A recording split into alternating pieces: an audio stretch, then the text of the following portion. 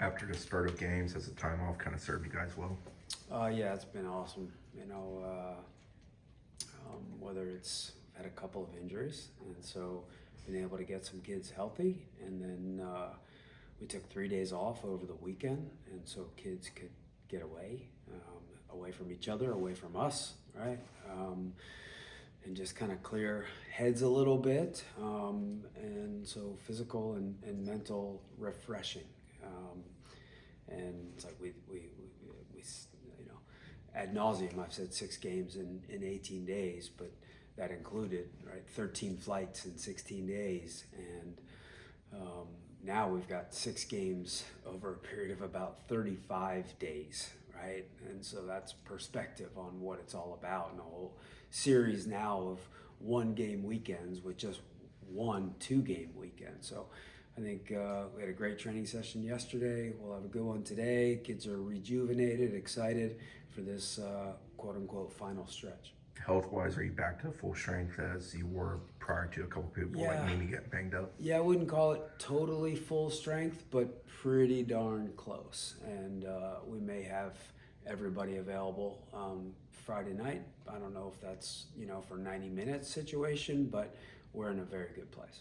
What did you learn, especially talking about the 13 flights, 16 days, but that 3-game back-end stretch, Syracuse, North Carolina State, the travel, the grueling intensity of those games, what did you learn about that group? Yeah, our team, our kids are really tough, right? And even, the NC State game was obviously a real bummer result, but our team, died trying, and to get a goal with 33 seconds left, there's a big difference, right? That game, it felt like a loss, but it wasn't a loss, and there's a big difference between losing a game and finding a way to get a point. And so that was great resilience, right? We were exhausted. It was Sunday game, slow game.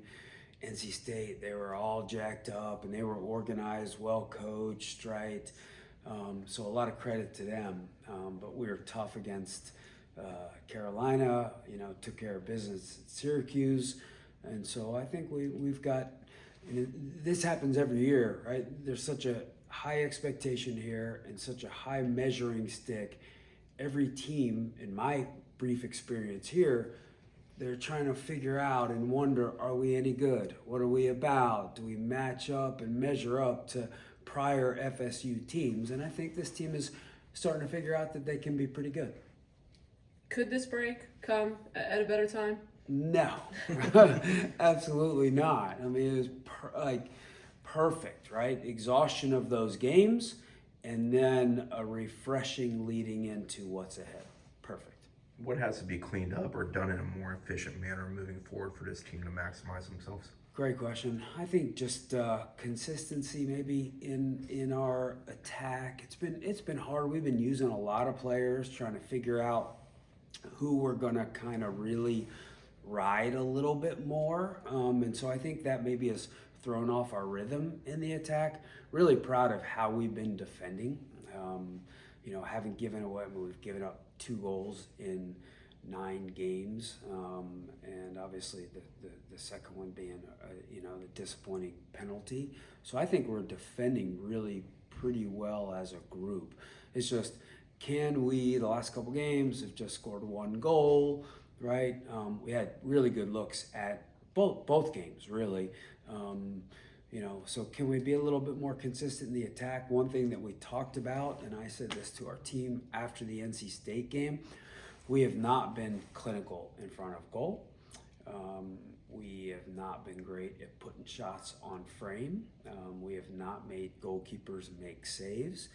And I told them the day after the NC State game, I regretted not addressing that. And goal scoring is hard, right? It's so technical, but it's so mental, right? And no different than basketball players that step up to take free throws. They're all good and they can make free throws. It's what's going on inside the brain, right? And we hadn't been good in terms of putting stuff on frame.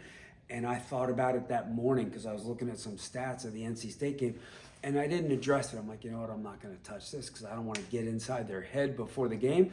And we had a game where we took 21 shots. I think we put 4 on frame. And so it became a time after that game, we need to address this. And we're addressing it in training and holding them accountable when they don't make goalkeepers make saves in training. And I haven't done a good job of doing that. And so I need to be better. And I know we'll all respond.